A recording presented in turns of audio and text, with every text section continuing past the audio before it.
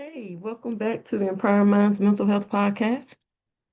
I'm your host, Dr. Jennifer D. Moore, and today's episode is one I've held in my spirit for a long time. This episode is about resilience, not the kind that looks real pretty, but the kind that comes or the kind that forms when life gives you more than you thought you could ever carry. This isn't about titles, accomplishments.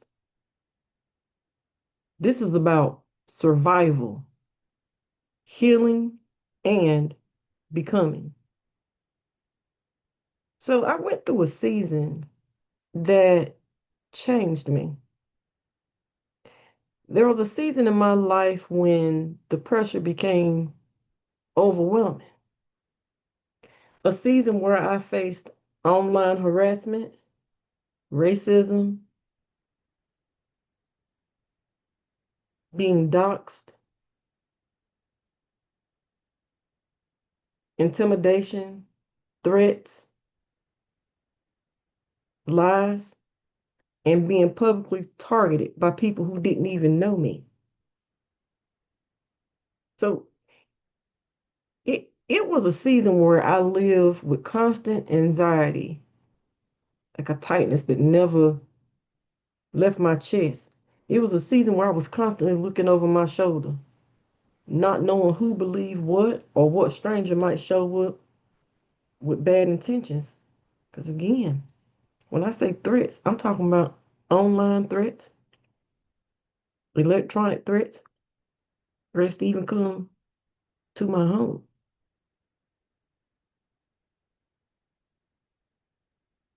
Yeah, by extremist groups.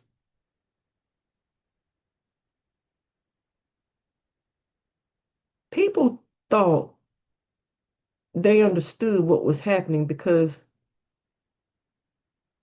they saw comments or screenshots, but what they didn't see was the internal fear, the sleepless nights, the panic and anxiety attacks, the rapid heartbeats, the heaviness in my chest, the constant scanning of my surroundings. I constantly was looking behind me or around all the time. The pressure to keep functioning, and the many times I cried. See, trauma doesn't always start out loud. Sometimes it builds slowly. And suddenly, you realize everything around you has shifted. So I got to a point where the traumas began to change my reflection. See, trauma reshapes how you see yourself. I became quieter online. I changed my name on social media several times and other platforms just to feel safe. I unfriended people for protection, not pettiness. Again, because of doxing, social media accounts. So, what I mean is, if they couldn't access something to, or they would access maybe a post or something I made on social media, they would look to see who some of your friends and family were. So then they would dox them and put their addresses on social media and their license tags. This is all documented. This is documented in magazines. I stopped tagging family and friends because I didn't want anybody pulled into the chaos. So I had to move differently. And I became more alert, more guarded, but I came very withdrawn. And not because I was hiding, I was trying to stay safe. So inside, anxiety made me question everything: my confidence, intelligence, my purpose, rather if I was good enough, rather if I was safe. See, that's what trauma does. It changes your inner dialogue long, long, long before anyone sees it on the outside. Now, something I want to share with y'all is that the body remembers your medical truths. See, the public saw the drama. What they didn't see was the physical toll that the trauma took on my body. So, as I've mentioned before, I was born with congenital fusions, basically Klippel-Feil Syndrome Type I. And so the stress I was under magnified everything. So suddenly I started dealing with more osteoarthritis pain. Not so much the pain, but it began to spread rapidly throughout my body.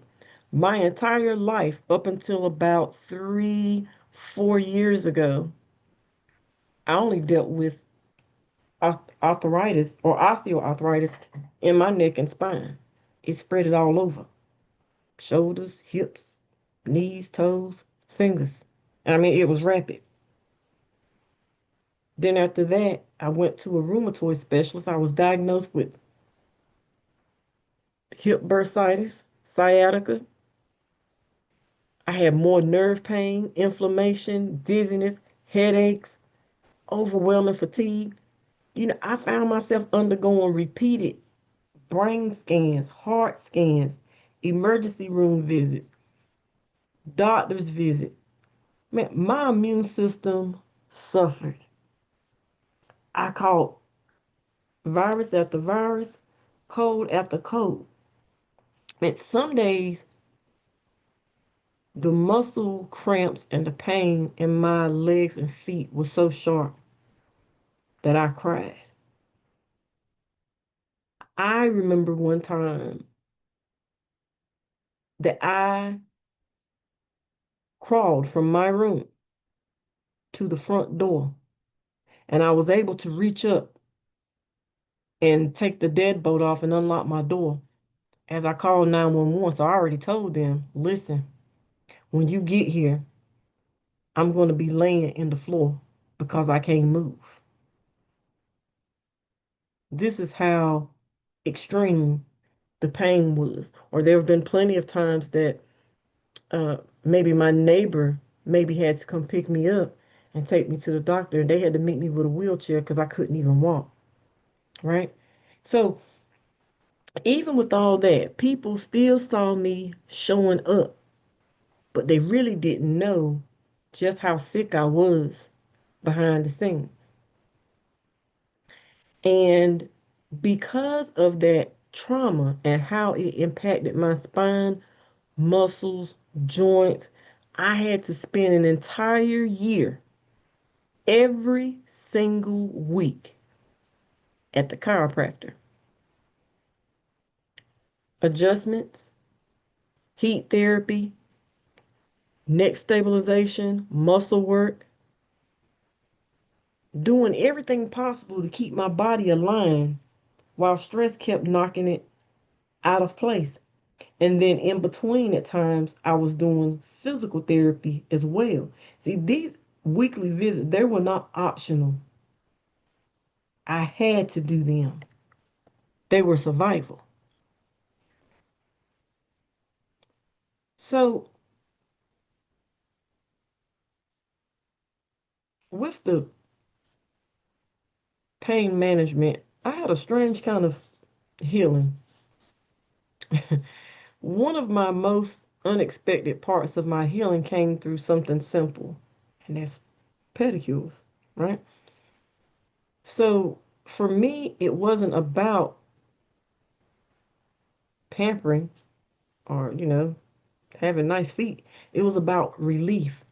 So, with osteoarthritis, my toes and chronic inflammation, the warm water soothed the pain, the massage calmed my nerves, the pressure eased sciatica, and then finally my body just kind of exhaled, right? So, those moments became where my anxiety quieted and my body could relax some. And so having pedicures and going to um, nail salon, that was one of the few places where I felt physically comforted. And so from there, it led me to a point of rebuilding from the inside out, despite everything I had been through. Healing, it didn't come quickly. It took therapy, like behavioral health therapy, intentional rest, boundaries, connecting into community resources, self-compassion, patience, and Lord knows, a lot of prayer, a lot of prayer.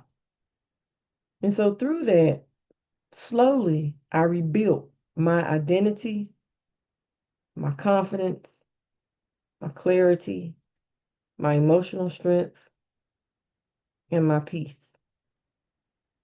So piece by piece, I found my way back, not to who I used to be, but to the woman I was becoming. And that leads me to becoming, taking the mask off, or becoming mask off. See, there came a moment when I realized I wasn't breaking, I was shedding old insecurities, shedding the I'm fine, I'm okay, shedding the silence, shedding the parts of myself I wore just to survive.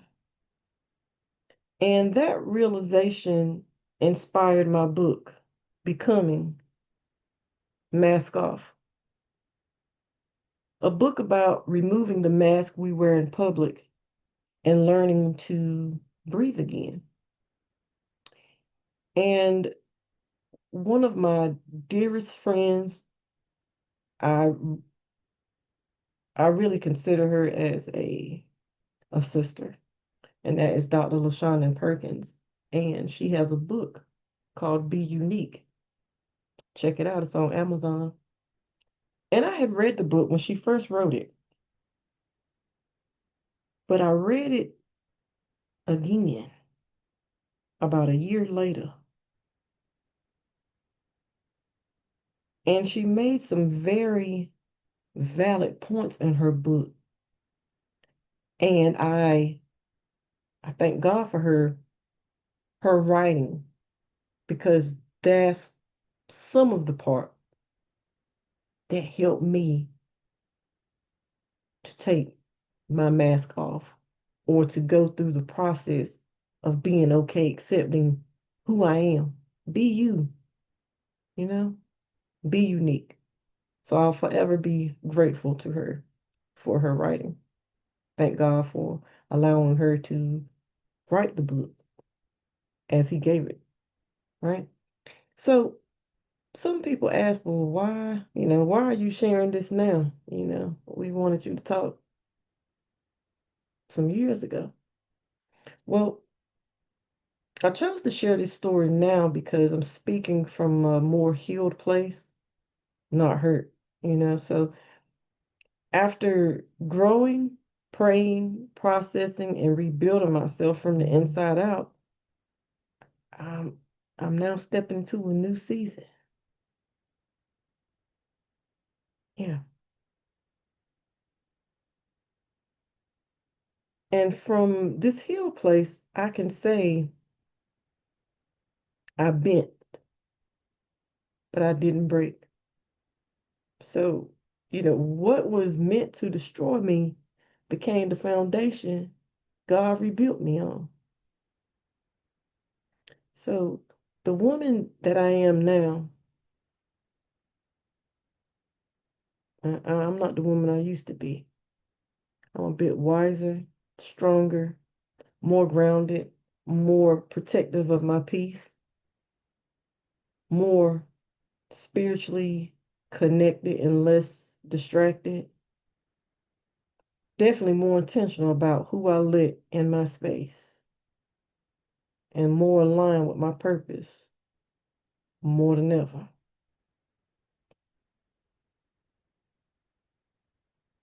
If you're listening and you've ever felt anxious, overwhelmed, attacked, or unseen, let me remind you of a few things.